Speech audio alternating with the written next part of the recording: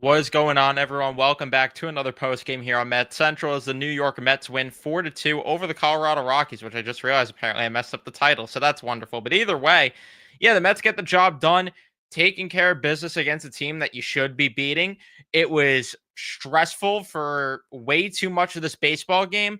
They were not on the board for way too much of this baseball game, but Captain Clutch ends up coming through, comes into the game with a pinch hit moment, comes through with the broken toe.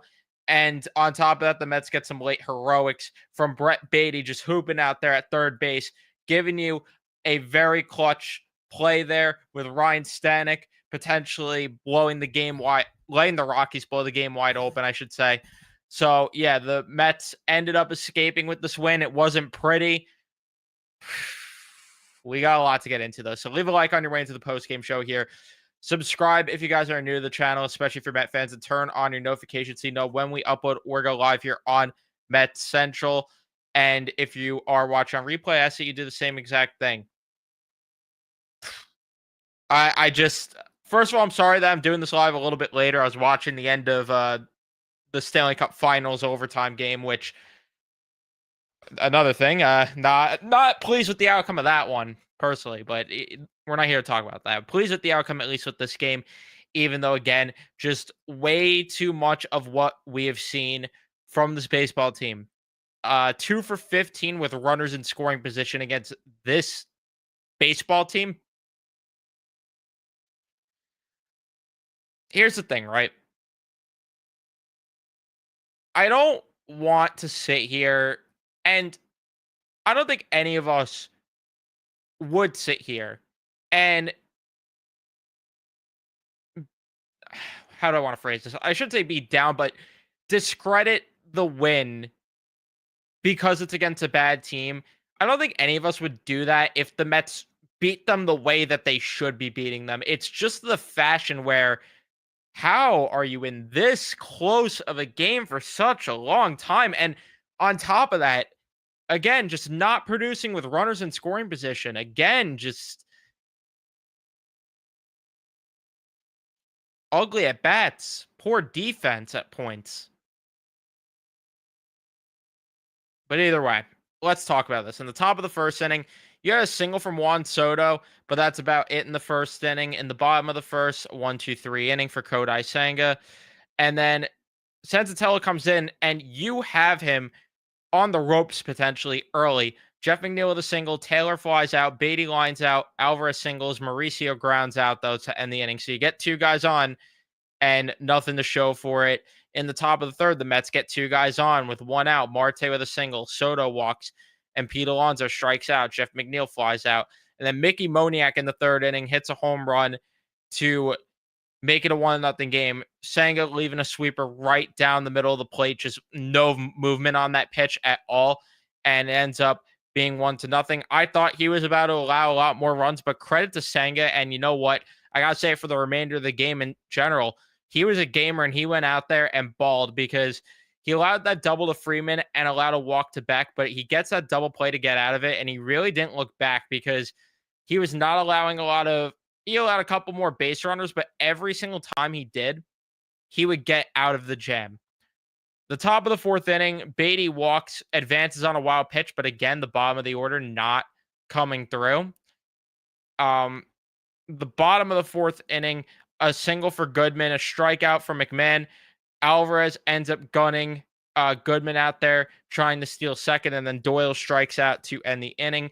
The Mets go down in order in the fifth, and then Ritter gets a triple in the bottom of the fifth inning. Hira ends up striking out, and then a fielder's choice would end up getting a run out there as well.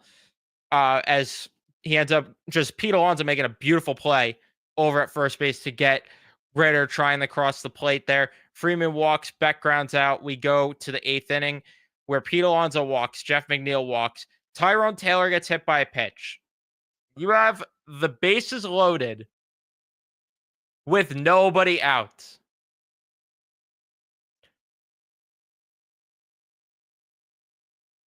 All you need is a deep fly ball, maybe even putting the ball in the infield and challenging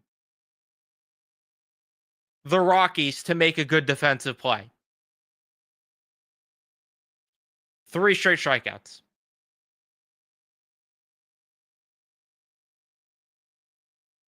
3 straight strikeouts from Beatty, Alvarez, Mauricio.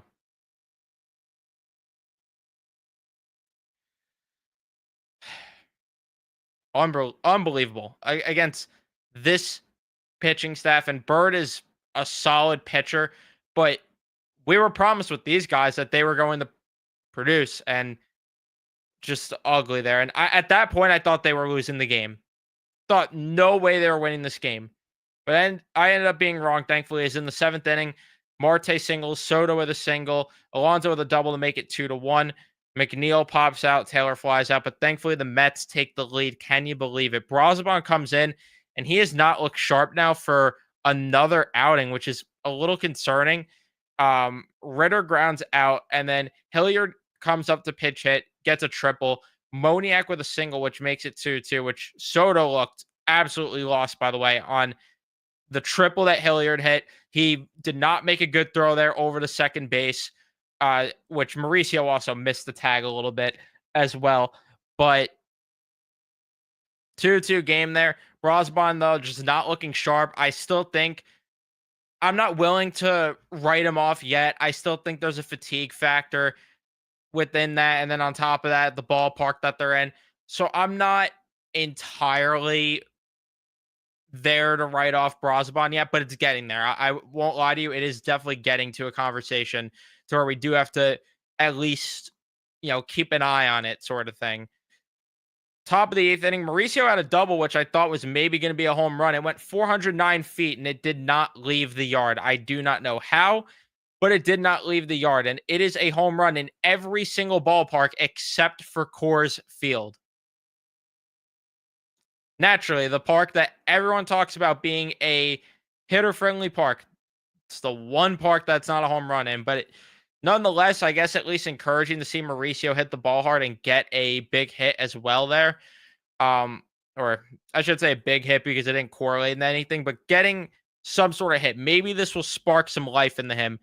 The bottom of the 8th inning, Stanek comes in, loads the bases up, allows a single to back. Estrada gets a double. Goodman walks, and then McMahon hits into a double play. Just beautiful play by Brett Beatty to catch that line out and then make the tag. And then Doyle strikes out.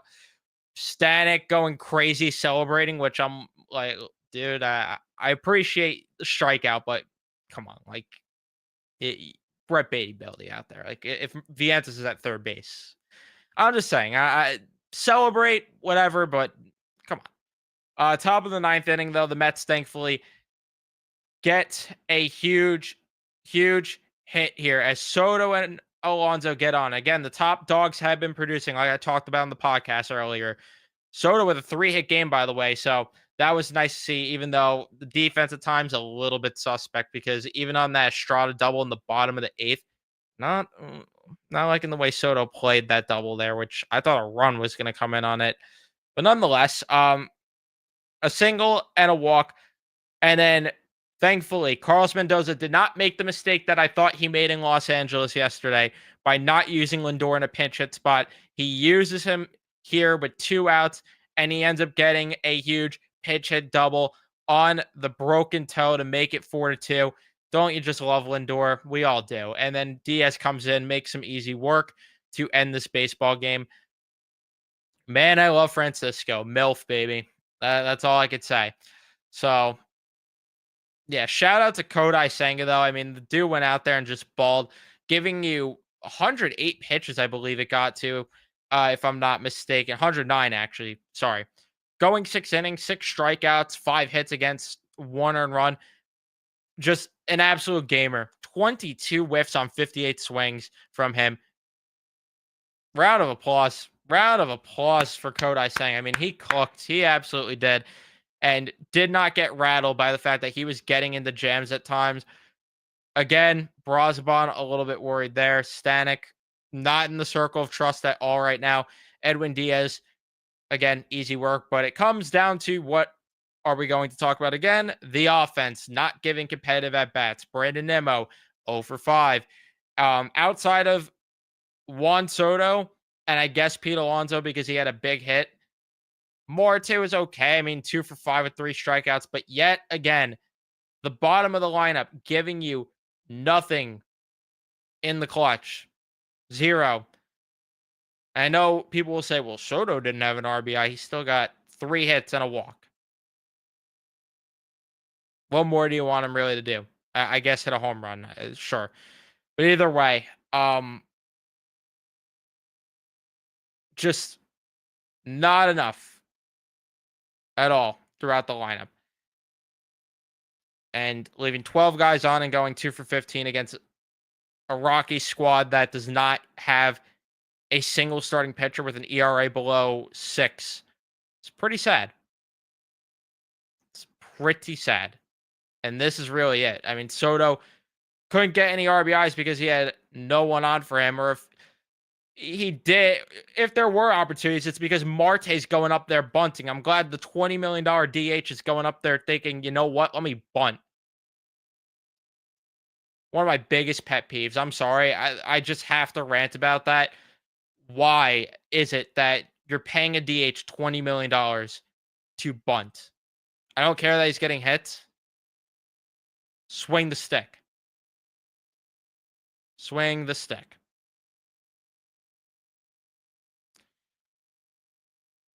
But yeah, I mean, I'm going in circles at this point talking about this. Let me see what you guys are saying in the chat, though, before I wrap things up for the night. Just, again, though, very frustrating game to watch until the end. Till the end when everything wasn't frustrating. The MILF comments. Love it. Brett Beatty still absolutely hooping at third base. No reason why anybody should be playing there over him. Yeah, I agree with that. In terms of the defense, at least, I think the bat has fell off a lot as of lately, which is concerning me. He went over 4 with 2 strikeouts today, so I'm worried in that regard. But he is definitely playing the best third base defensively out of anyone else. And when Mauricio's in the lineup, I'm sorry, you got to put him over at second base, and Beatty's got to play third base. Not that Mauricio was bad in the game that he did play third base, but I would just rather see Beatty there.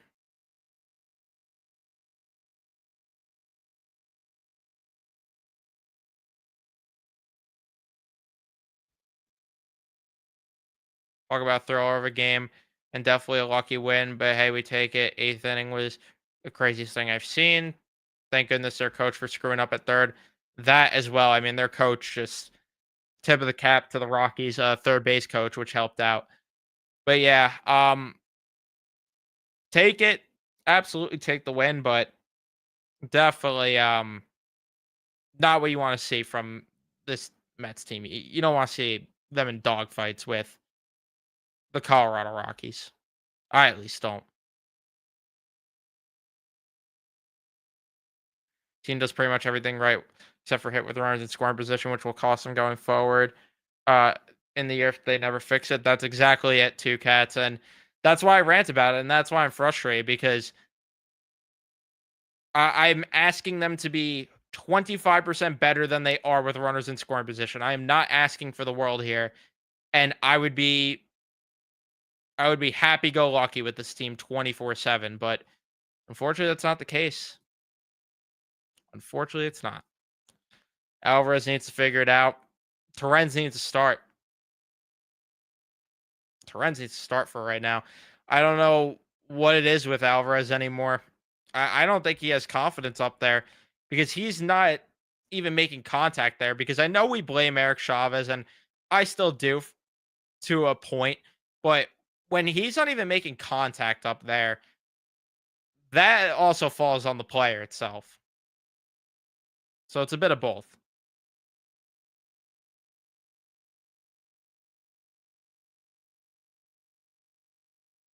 Yeah, take the season series from the Dodgers, but struggle against the Rockies and playing down the competition.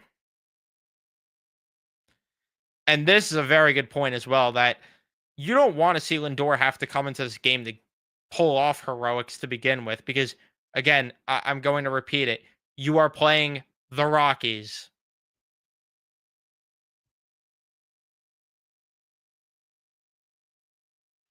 So has been on base a lot recently, which I like. And of course, King Alonso and Lindor with their clutch hits. Yeah. Soto's looking more comfortable at the plate. 100%. And people aren't talking about it as much. Don't know why, but I mean, in his last 7 games, he's got 3 home runs, a 318 average, 531 OBP, 773 slugging. The only problem is, I mean, he seems miserable there. I hope Michael K is going to get to the bottom of that one because he doesn't look too happy, you know? And if you don't get them being sarcastic, then you haven't been keeping up on Twitter today.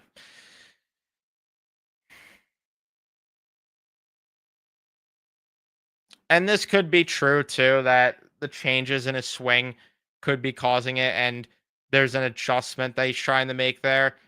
But I also do think at the same time it is you got to make contact nonetheless.